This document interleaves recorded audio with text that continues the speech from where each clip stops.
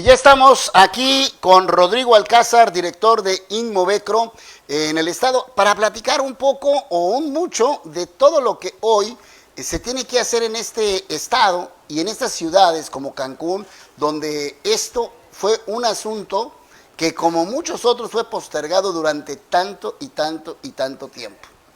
Y hoy hay que atenderlo con urgencia, pero hay que atenderlo desde el origen. Y el origen se ha pervertido a lo largo del tiempo y de los propios gobiernos. Rodrigo Alcázar, te saludo en esta mañana. Muy bien, mi querido Rodrigo. Muchas gracias. Gracias por estar aquí. Gracias por la invitación. Y la rifa del tigre con Inmovecro, con este Instituto de Movilidad. Primero, ¿cómo encuentras al Instituto de Movilidad? ¿Cómo llegas y qué encuentras? Bueno, encontramos un instituto en finanzas sano, esa es la realidad, sano con sus finanzas, pero un instituto sin dientes, sin el suficiente personal operativo para controlar a todos los concesionarios y permisionarios que están en el instituto, y obviamente con una ley que no representa la realidad de la necesidad en el estado de Quintana Roo. Inmediatamente nos ponemos a trabajar con el Congreso, que ha sido de gran ayuda. De verdad ha habido una apertura de los diputados de la Comisión de Movilidad para poder expresarle los problemas que hemos tenido o que tenemos operativamente, y generar reformas que nos han dado operatividad y que nos han dado lo principal, que es reconocer a todos los usuarios de la movilidad. Eso fue la primera reforma que se hizo, pero bueno, después de reconocerlos, o sea, el atlas de lo que tenemos, no había un atlas de lo que tenían. Por ejemplo, no estaba, no sabíamos cuántos mototaxis había, ¿no? Es correcto. De hecho, te lo digo, dónde, ¿no? Los mototaxis, los repartidores, toda la renta de micromovilidad, o sea, toda la renta de bicicletas, patines del diablo, buggies, todo eso para Quintana Roo, para la ley de movilidad y para el instituto, no existía. Sin embargo, es parte fundamental de la movilidad, y el tema, la creencia de que si algo no está en la ley se autocontrola o no crece, pues es totalmente falsa, va al revés, va a un descontrol total, y lo que buscamos ahorita es poner en un contexto a todos los que participen en la movilidad, sea una calesa eléctrica en Cozumel, sea un mototaxi en Carrillo Puerto, sea un repartidor de una empresa privada en Otompe Blanco, pues que estén reconocidos en la ley. Sí, ahora te toca en todo el estado.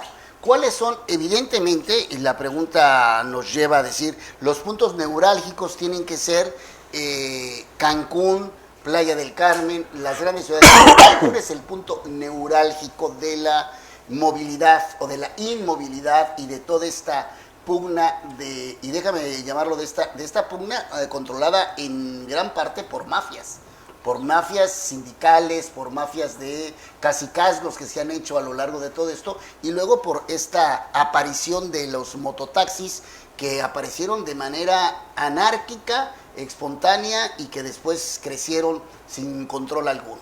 Así es. Bueno, en el tema, por ejemplo, que comentas, hay que recordar que Quintana Roo es un estado muy joven. El transporte público desde el inicio se vio como un negocio y no como un servicio público.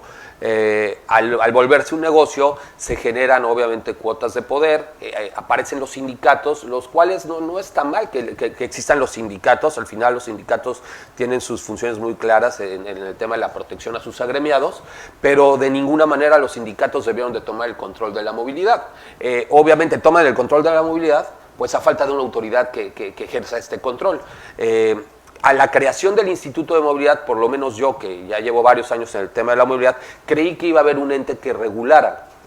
Sin embargo, no se dio así. La administración pasada del instituto se divorció de los sindicatos, o sea, se pelearon, pero la facultad de regular el transporte se quedó en el sindicato. Ellos siguieron poniendo las rutas, siguieron castigando, siguieron manejando a diestra y siniestra el tema. Ahorita lo que estamos tratando de hacer con una buena relación con los sindicatos es retomar el control de la movilidad, ordenarla, y que los sindicatos hagan lo que saben hacer, que es y restituirle al Instituto de Movilidad la autoridad que tiene para poder empezar a diseñar las rutas y la organización de quiénes van, cuántos van, porque si no, había rutas que son muy rentables y sobre de ellas se iban, y otras que quedaban abandonadas.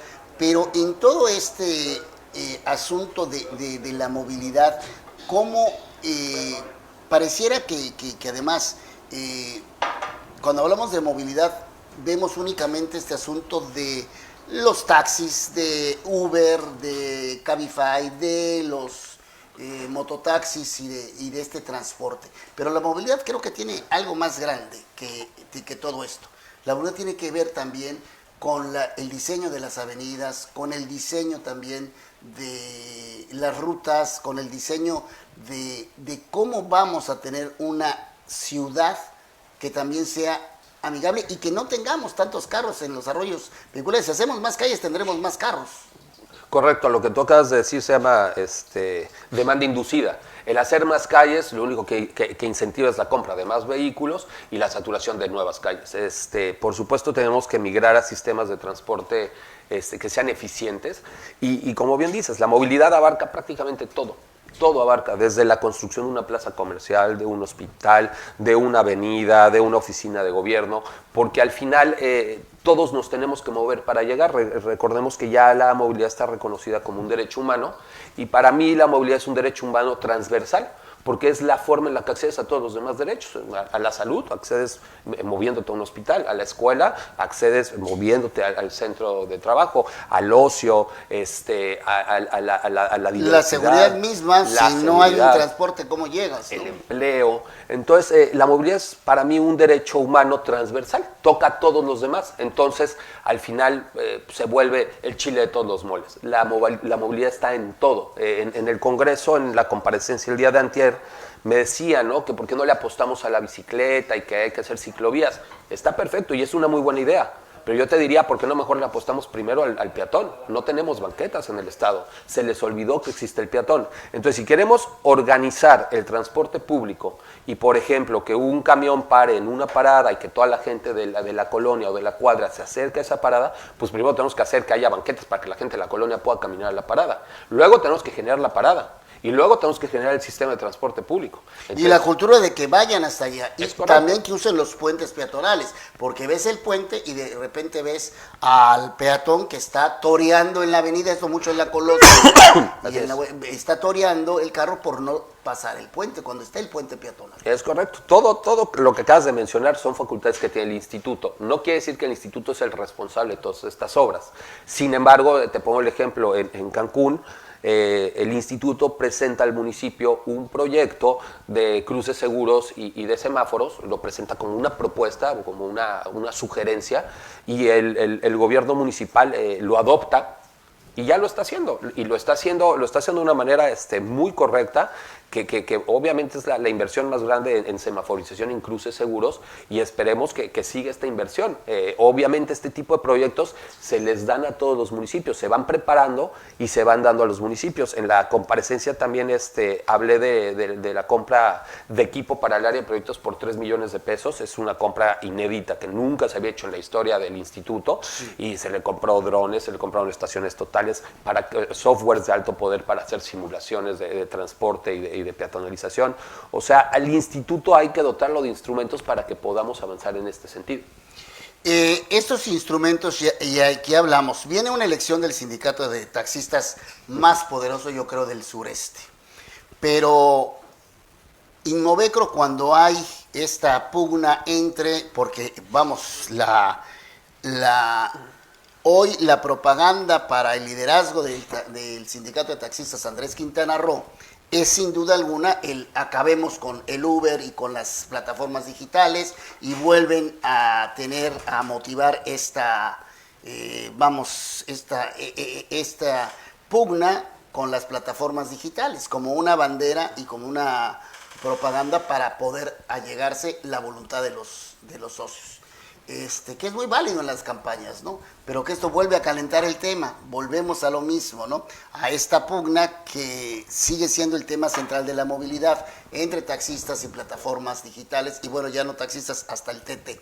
Ahora, ¿no le faltan a Inmovecro revisar, como tú bien dijiste, hay que rehacer la ley de movilidad, porque no tienes dientes? O sea, no puedes tú como autoridad administrativa llegar y decir, aquí sucedió un acto de violencia y tengo que sancionar. pero tienes que decirle a la fiscalía y a la otra parte pongan su denuncia y de ahí viene un proceso en donde ya movilidad queda afuera y no se hace absolutamente nada. Es correcto.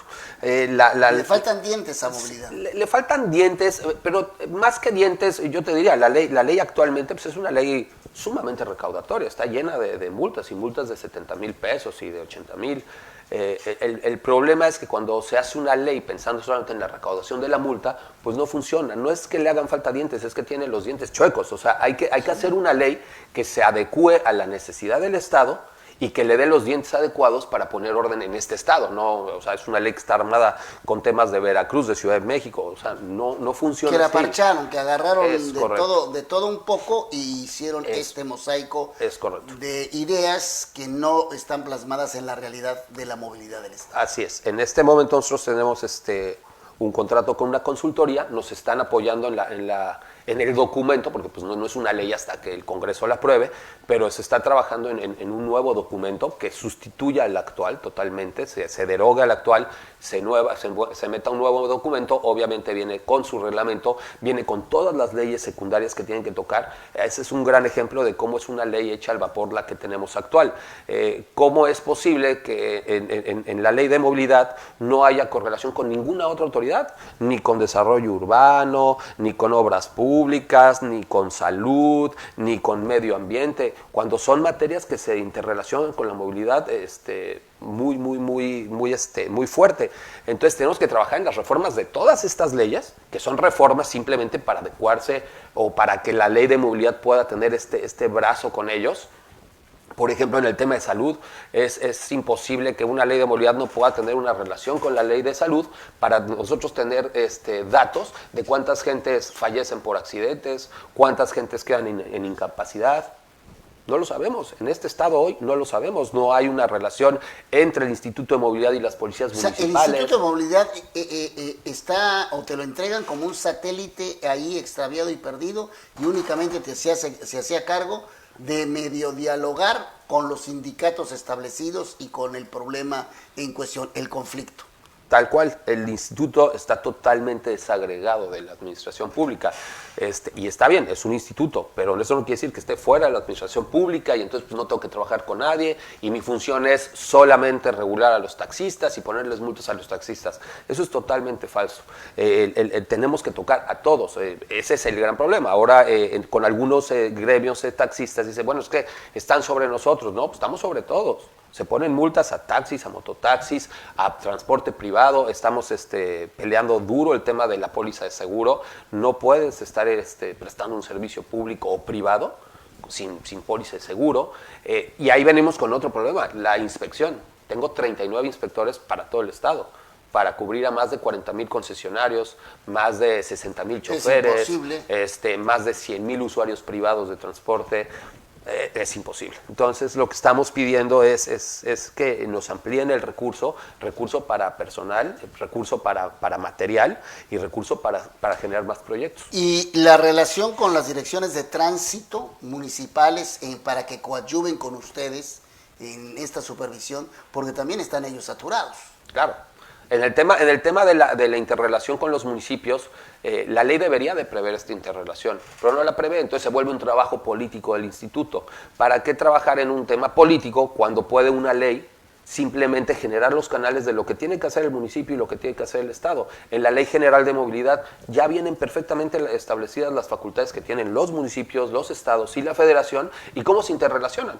Hay que generar los comités de movilidad en los municipios, hay que generar el comité estatal para poder brindar de información al comité federal. Pero bueno, todo esto en la ley no está. Entonces, tenemos que generar un nuevo documento que esté homologado con lo federal, pero que también atienda las necesidades del Estado. El aeropuerto, yo sé que ahí, ¿cómo funciona realmente el transporte en el aeropuerto? ¿Cómo llegas al aeropuerto? ¿Cómo sales del aeropuerto? ¿Cómo funcionan? Porque hay transporte pirata, sé que es ya zona federal, otra no. ¿Cuál es realmente el aeropuerto de Cancún, que es el segundo más importante de México y que hemos visto en últimos tiempos, vamos peleas entre los piratas y los concesionarios actuales y entre unos y otros, a vista y paciencia de todos, de los turistas y de todo. ¿Cuál es realmente la condición entre lo legal y lo real del aeropuerto y del transporte? Bueno, el aeropuerto, como bien comentas, es una zona federal, todos los aeropuertos son zonas federales, por lo tanto al Estado no le compete ni las concesiones, ni los permisos, ni la movilidad al interior. Sin embargo, cualquier persona puede llevar gente al aeropuerto, o sea, cualquier taxi de Benito Juárez o de Playa del Carmen pueden llevar gente, lo que no pueden es sacar gente. Para mover gente del aeropuerto hacia la ciudad es necesario tener un permiso federal que otorga la Secretaría de Infraestructura, Comunicaciones y Transportes. Las transportadoras turísticas, las transportadoras del aeropuerto. Es correcto. En el tema del control al interior del aeropuerto, pues está la concesionaria sur y está la Guardia Nacional, que bueno, la concesionaria pues es la que tiene concesionada la operación del aeropuerto y la Guardia Nacional pues es la que puede aplicar el reglamento federal. Entonces, al final, pues todos los vehículos piratas que hay pues, deberían de ser retirados, pero es un tema que no hay comunicación entre Inmovecro y ellos, no hay interrelación o no hay competencia para ello. No hay competencia, sí hay comunicación, tenemos comunicación con la SICT actualmente con todas las obras que se están haciendo en el tema de la Colosio, del puente Nichupté, del Trébol, hay una muy buena comunicación, simplemente no es una competencia estatal, no hay nada que yo como Estado pueda hacer en el aeropuerto, más que pues, darles consejos, pero pues al final no es un tema de competencia. Ahora, Rodrigo Alcázar, director de Inmovecro, ¿cómo has llevado, porque esto es como martirizante, haces mesas, se hizo una mesa de diálogo entre taxistas y plataformas, Uber específicamente, para que Uber acepte la ley de movilidad, acepte pagar lo que tiene que pagar, reglamentarse, tener todos los reglamentos? Él quiere venir a la libre, sin que nadie lo regule, y bueno, hubo mesas de diálogo y aceptaron regularizarse y aceptaron las partes, me parece un escenario de conciliación y de convivencia, que se rompió inmediatamente porque Uber se amparó, no aceptó lo que dijo en la mesa, se fue y se amparó, y los taxistas tampoco respetaron ese pacto de no agresión y siguieron agrediendo a las plataformas. ¿Cuál es realmente la solución en eso? ¿Cómo cómo vislumbras que se debe resolver o que se va a resolver? ¿O va a ser un añejo y permanente problema per se de violencia entre unos y otros? No, yo creo que la violencia es en casos muy contados, o sea, si tú lo ves en el macro mundo de la movilidad, son cosas muy pequeñas. Sí, claro, de los 40,000, si hay correcto. Dos... Bueno, tenemos 18,000 taxis. Pero no digamos son casos aislados, porque esto va creciendo y ves sobre todo la manera y la violenta que se van sobre un conductor de Uber, por ejemplo. Sí, ¿no? pero han disminuido, o sea, no van en aumento, van en disminución. A lo que voy es que son hechos aislados, cuando lo ves en la perspectiva que tenemos 18,000 taxis y tenemos conocimiento de 40 eventos. Okay, entonces, estábamos hablando de esta administración. En 2016, cuando entró la primera vez Uber, hubo otros eventos. Estos eventos yo les llamo aislados porque no son parte del día a día de la movilidad. Sí, o sea, ni un porcentaje. No, ni siquiera es un porcentaje representativo. ¿Cuál es el problema? Mientras no seas tú el chofer de Uber que está dentro y que le están surtiendo con todo. No, correcto. Ahora, ¿cuál es el gran problema que tenemos nosotros? Pues nosotros somos Cancún. No es lo mismo que esto pase en la Ciudad de México. Escárcega. Bueno, sí, o sea, que no pase en Escárcega, porque tampoco es del interés de las plataformas digitales irse a Escárcega. Pero, bueno. Pero aquí la difusión que se le da a los eventos es internacional. Y bueno, efectivamente no es minimizarlo, no es decir, bueno, es normal que pase. No es normal que pase, aunque en todos los lugares donde han entrado las plataformas digitales ha habido una confrontación con los taxis. En todos los lugares, de primer mundo, de segundo mundo y de tercer mundo. Bueno, hasta Francia. Sí, Francia, Londres, Nueva York, en el lugar que me digas, bueno. Pero se ha logrado ecualizar y se ha logrado establecer una convivencia legal. Sí, se ha logrado la convivencia legal y también se ha logrado, por ejemplo, en lugares como Barcelona, pues que Uber no jale. no jale, pues se pusieron de acuerdo a los taxis, se hicieron bien las leyes y entonces se están prestando servicios de calidad con tecnología y luego pues ya no ¿Puede hay pasar cabida. esto aquí en Quintana Roo? Sí puede pasar, incluso se está tratando de hacer, se abrió ya en la nueva reforma a los concesionarios, se les abre la puerta para que puedan trabajar con plataformas digitales, obviamente las plataformas digitales que estén interesadas, que quién no va a estar interesado en trabajar con 18,000 taxis que cubren todo el estado, pero el problema, y hay que ser muy sinceros ahí, tenemos un problema de calidad de nuestro servicio de transporte, no solo en el taxi, no es satanizar el taxi, en el camión, en la combi, en el mototaxi, en la banqueta, en la bicicleta. Tenemos un gran problema de calidad en la movilidad del Estado. Entonces tenemos que migrar a la calidad de nuestros servicios públicos y por supuesto de nuestra infraestructura pública para poder empezar a hablar de sistemas de calidad. Entonces, en esto estamos. Ahora, generar un sistema de calidad, pues no es sacar una varita mágica, pegarle al escritorio. Difícil, que siempre, además ha sido una promesa permanente de los concesionarios, de Turicún, de Autocar, de los taxistas. En este año vamos a renovar tantas unidades y la verdad es que estas unidades no son renovadas, terminan en una promesa o en una promesa media cumplida y ponen, y sobre todo en la zona hotelera, que habían puesto esos camiones rojos que hoy ya también se volvieron chatarra y que no les dan mantenimiento y que no hay un transporte de calidad.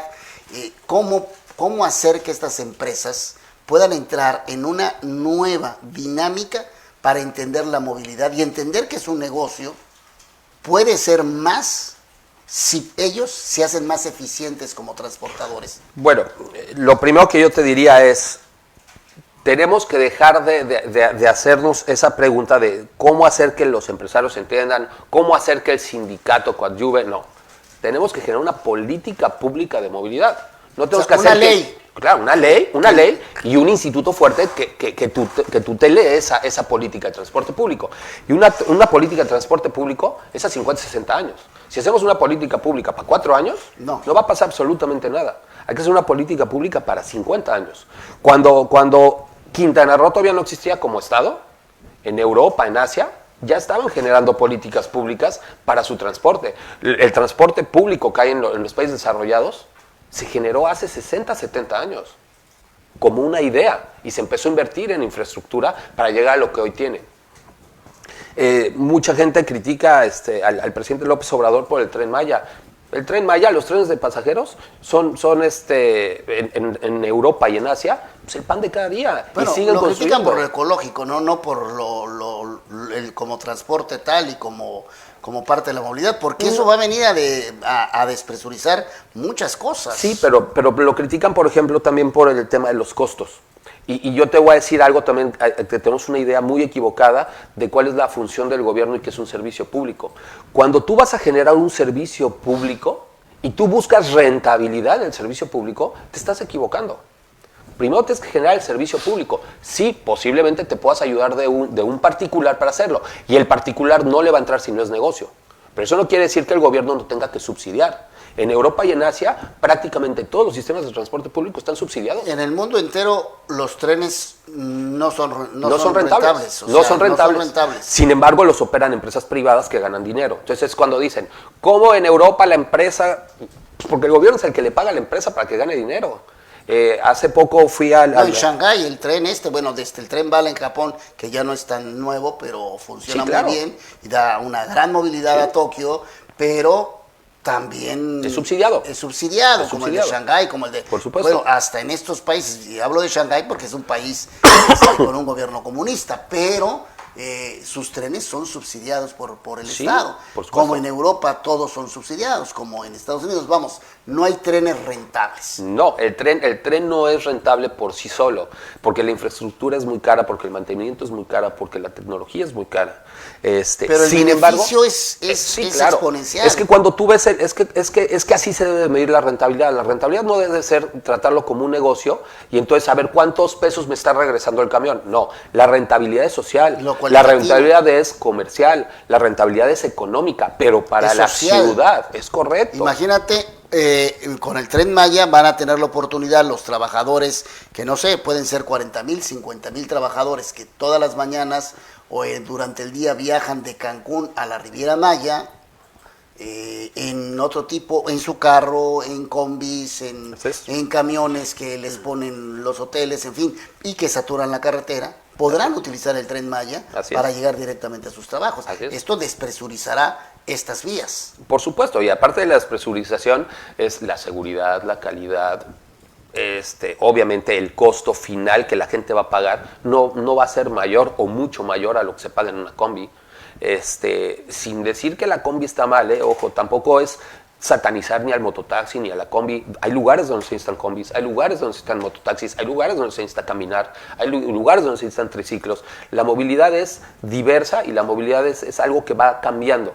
Pero lo que sí te puedo decir es que, por ejemplo, en lugares como Cancún, pues ya se necesita migrar a un transporte masivo. A lo mejor las combis pueden ser alimentadoras, pero las troncales tienen que ser camiones en carriles semiconfinados o confinados, dependiendo de lo que las avenidas nos permitan, y tenemos que ir migrando a sistemas de transporte, porque hoy lo que tenemos es transporte canibalizándose entre sí. Tenemos a la combi peleándose con el camión, al mototaxi con el taxi, al mototaxi con la combi. Las paradas nada más en el crucero, en las Américas, en cuantos lados de la ciudad tú ves cómo se meten unos y otros y se convierten hasta en zonas pauperizadas, en zonas verdaderamente de una imagen urbana terrible y de una condición social terrible. Así es, pero todo esto se debe a nuestro modelo de transporte, que no es que sea un mal modelo, es un modelo que está obsoleto. Y lo voy a explicar, es muy sencillo de entender. Si yo le doy una concesión a un transportista, y yo le digo al transportista, tú vas a ganar de lo que te pague la gente. Pues, ¿qué va a hacer el transportista? Subir a toda la gente que pueda subir. Porque ¿quién le paga? No le paga el gobierno, le paga la gente. Es un modelo en el que el gobierno se deshacía de la obligación de prestar el transporte público, se lo concesionaba a un particular, le pone una tarifa y le dice, pues ahí está, que Dios los bendiga a ustedes dos. Ese modelo es obsoleto y ese modelo en los países desarrollados ya no se usa. ¿Qué es lo que se usa ahora? ¿Qué es a lo que el instituto quiere migrar y que se está haciendo un estudio muy importante para poder ver cómo migrar a eso? Es que el concesionario cobre por el kilómetro recorrido y la tarifa la cobra el gobierno. Entonces la política de tarifa la tendría el gobierno decidiría si sube la tarifa o si la baja o si subsidia o si no subsidia. Pero el concesionario tendría su pago por kilómetro avanzado. No importa si el camión va vacío o va lleno, tú vas a ganar lo mismo.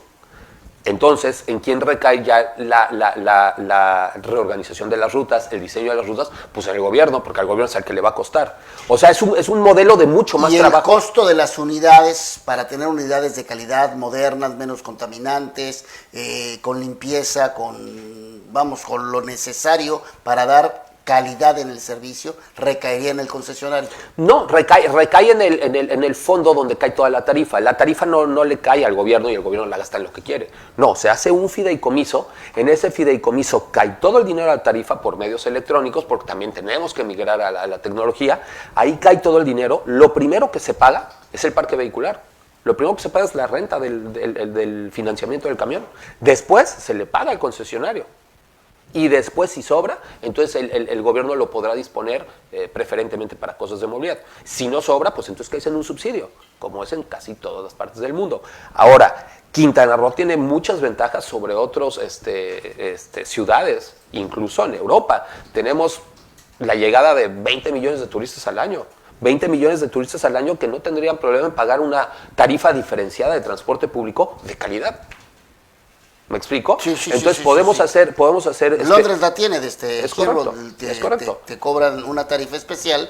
Es correcto, porque no eres porque eres turista. Y yo nunca he visto un turista que se enoje por pagar un transporte público de calidad más caro que el que vive en la ciudad. La verdad, o sea, ¿podemos migrar a eso? Sí. ¿Tenemos las condiciones? Sí. Lo único que se necesita es voluntad, que la hay. Hoy hay voluntad. Hoy tenemos una gobernadora que está preocupada por el tema de movilidad, pero que entiende que tampoco es un tema de magia. Y yo desde el principio he dicho, el tema de la movilidad, pues yo no voy a ver el cambio. A lo mejor el cambio lo van a ver mis hijos, porque lo que yo estoy tratando es generar una política a 20, 30 años. Por supuesto va a haber cambios en esta administración, pero no vamos a lograr consolidar la movilidad de todo el Estado. ¿Cuáles son en este proyecto a 20, a 30 años, Rodrigo Alcázar, que tienes en movilidad, cuáles son eh, las ciudades prioritarias. Cancún, ¿quién más te representa hoy un foco rojo o una prioridad para entrar de lleno a la movilidad? Por ejemplo, Playa del Carmen tiene calles que difícilmente pasa un carro, y sobre todo en el centro, en la parte turística, y que hacerlo peatonal te convertiría en una zona pues caótica, porque no hay estacionamiento tampoco, que es otra parte de la movilidad, el déficit de cajones de estacionamiento. Correcto, es parte de la poca interacción que hay entre la ley de movilidad y la de asentamientos urbanos. Entonces, tenemos que ir mezclando todo. En el tema de las prioridades, no hay prioridades. Mira, ahora que estoy en el estado me doy cuenta que lo que puede ser un gran problema en Cancún, pues a la gente de Felipe Carrillo Puerto, pues no le importa, ellos tienen sus pequeños problemas, pero para ellos son el más importante. Y entonces empieza a ver que todos los problemas tienen la misma relevancia porque todos los problemas atienden a personas. Entonces sería decir, ¿qué personas son más importantes que cuáles? No, ninguna es más importante. Pero si hablamos de sistemas de transporte público, pues obviamente las ciudades más grandes son las que más lo requieren. Cancún, Playa del Carmen, Chetumal, son ciudades que ya requieren de sistemas de transporte público. Y en el caso, obviamente, de las ciudades más pequeñas, pues a lo mejor no necesitan sistemas tan desarrollados de transporte público, pero sí necesitan soluciones a su movilidad. Pero te digo, no hay ninguno que sea más importante que otro.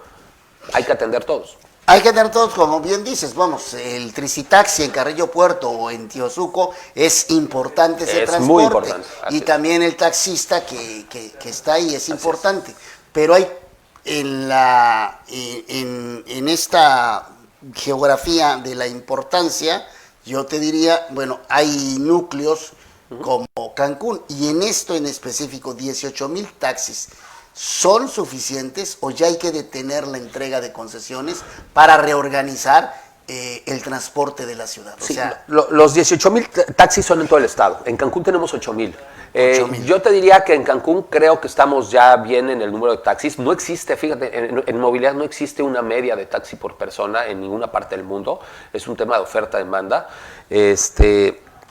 Sin embargo, sí tenemos ciudades con mucho crecimiento que creo que requieren de más concesiones, como lo es Tulum, Bacalar, el mismo Isla Mujeres, parte continental, Puerto Morelos. Felipe Carrillo Puerto va a tener un crecimiento importante este quinquenio. Entonces sí se tiene que analizar el resto de los municipios para ver en cuáles puede haber más crecimiento de taxis y en cuáles puede haber más crecimiento de mototaxis, porque tampoco se habla del tema. O sea, el tema del mototaxi, por ejemplo, en José María Morelos, en Leona Vicario, pues hay más que taxis. Es una forma mucho más fácil de moverse, mucho más barata. Práctica. Y en las condiciones adecuadas es segura. Ángel Chi Vázquez, saludos, gracias, buenos días. Susana Yan, buenos días, saludos, señor David Romero, saludos a Ale desde Playa del Carmen, gracias, desde luego, gracias a todos en esta mañana. Y bueno, también tendríamos que hablar de vialidades y ahí qué se está haciendo. Por ejemplo, yo he visto, y en estas macro obras que no se han hecho en 50 años y que se hicieron en un año con la gobernadora, con Mara Lezama, pues, ¿qué vas a hacer con la Colosio? Porque ya es una autopista. Sí, bueno, en la Colosio hay que trabajar ahora en temas preventivos, hay que pacificarles, se le llama pacificación en temas de movilidad, hay que bajar las velocidades. Serenarlos. Es correcto. Porque de repente los vehículos están, por eso ha habido gente atropellada, sí, ha habido accidentes y fallecida, pero entran las combis y entran las combis, entonces como el pavimento ahora es muy bueno, sí, claro, ahora todo está muy bien, ahora entonces metámosle, ¿no? Sí, no, tenemos que pacificar, tenemos que trabajar con las direcciones de tránsito. El tema del tránsito es una facultad municipal, no es una facultad del Estado.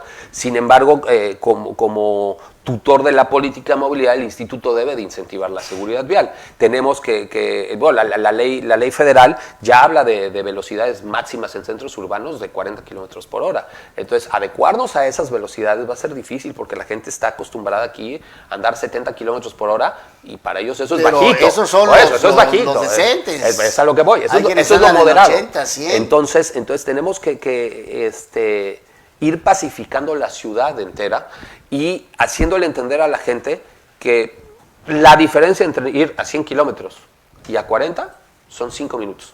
Y son 5 minutos comprobado, ¿eh? La gente dice, no, ¿cómo va a ser 5 minutos? Claro, porque al final vas a llegar al tráfico, y en el tráfico te vas a parar. Yo he hecho muchas veces la prueba con los mapas de Waze o de Google. de Waze o de Google, y tratas de ganarle y no le ganas, porque ellos están midiendo 25 factores de tráfico, y no importa la velocidad. Sí son exactos cuando son muy exactos. 15 minutos. Son muy exactos. Obviamente se alimentan de toda la información de todos los usuarios, que les mandan la información de la velocidad que se están moviendo. Por ejemplo, un transporte público en carril confinado, su velocidad promedia es 40 kilómetros por hora. Si no vas en carril confinado, tu velocidad promedia es 20 kilómetros por hora. Entonces, esa sensación que tenemos todos de que vamos muy rápido, en realidad no vamos más rápido que la ciudad. Hay que pacificar la ciudad y vamos a ir más fluidos y con menos accidentes. Y con menos accidentes. Pero esto hay que comenzarlo junto con la Dirección de Tránsito Municipal. Sí, por supuesto. Porque ahí está, y tienes también la Guayacán, que bueno, sí, claro. Ahí hay otro tema. No, muchas, el arco norte, el Portillo. Está esa y está la otra, la Portillo, que... Así es. Y está esta otra avenida que se me fue el nombre, que es la... No, yo traigo la Chacmol, pero no es La 135 también, bueno. Pues es que en realidad todas las avenidas, en la noche sobre todo, se vuelven autopistas. La gente no se mide. En zona hotelera hemos tenido accidentes gravísimos a muy altas velocidades.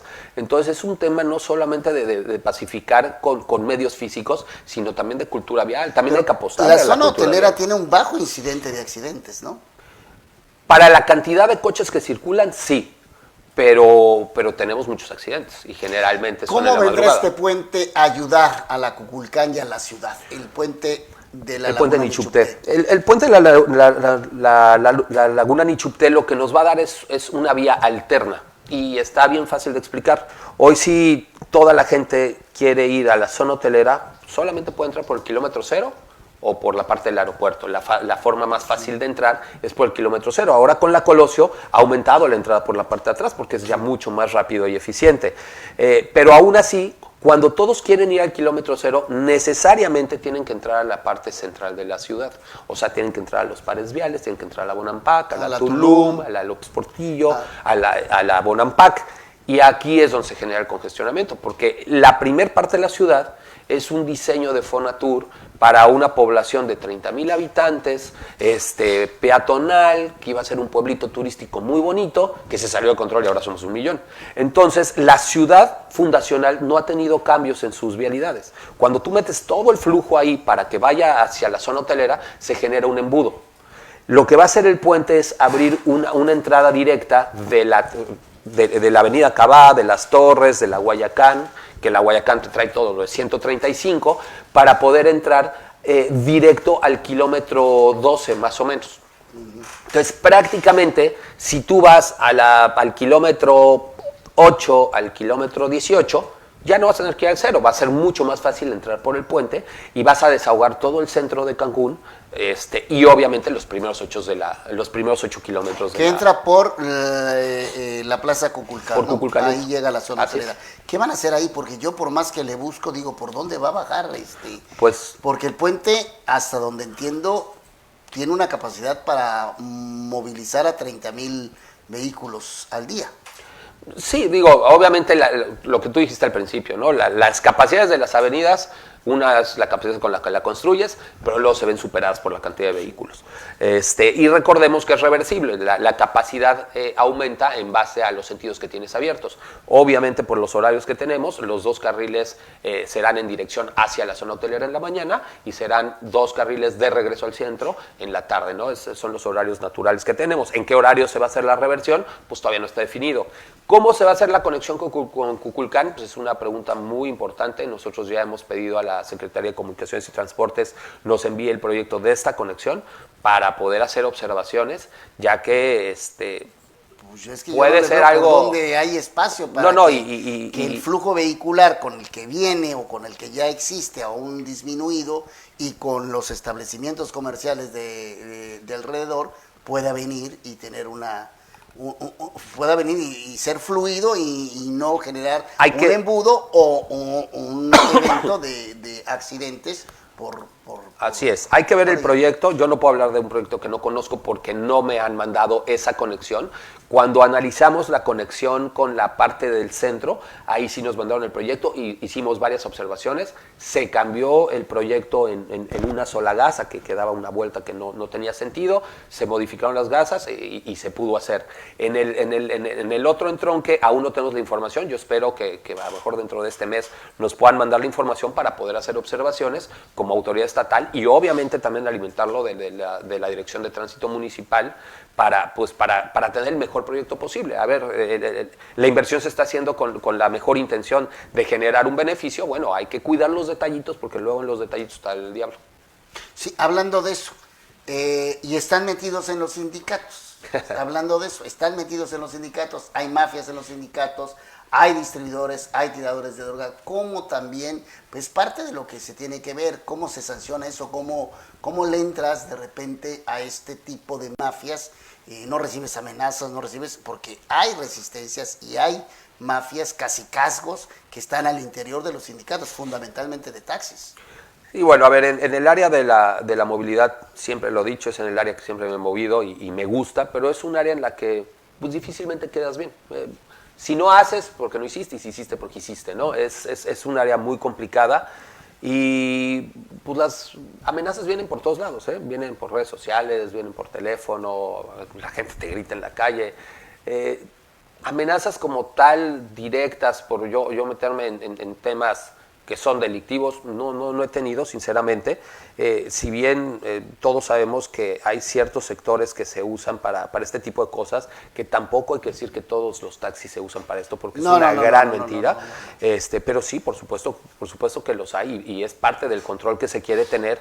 Son temas que no le competen directamente al instituto, son temas que caen directamente en temas de seguridad, y aquí viene otra conexión que debe de haber entre la Ley de Movilidad y la Secretaría de Seguridad Ciudadana. O sea, es ahí, con toda la plática que hemos tenido, te das cuenta cómo la movilidad va cayendo en diferentes sectores y desgraciadamente ninguna de esas leyes tiene temas de movilidad, ni la Ley de Movilidad tiene temas de no esas. No están concatenadas cuando deberían de estar concatenados. Es correcto. Con la ley de movilidad. Las leyes deben de trabajar en conjunto, porque si tienes leyes dispersas, leyes aisladas, pues más en el tema de movilidad, tocamos prácticamente todo, tocamos obra, tocamos medio ambiente, tocamos temas ecológicos, temas de salud, temas de seguridad.